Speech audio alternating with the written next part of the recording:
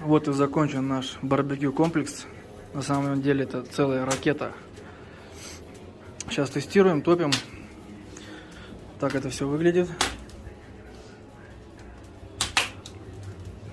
Здесь у нас газовая плита, печь под казан, дровница, мангал и моечка.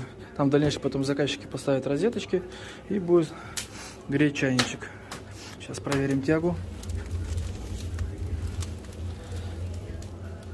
Вот так это все у нас тянет, все работает, все супер. Также мы установили свет, мангал. Сейчас покажу для чего. Саш, выключи, пожалуйста. То есть, когда у нас огонь погаснет, останутся только угли, можно было включить его. Вот. И не пережарить наше мясо. Вот так это выглядит со светом. Ну, вот так выглядит без.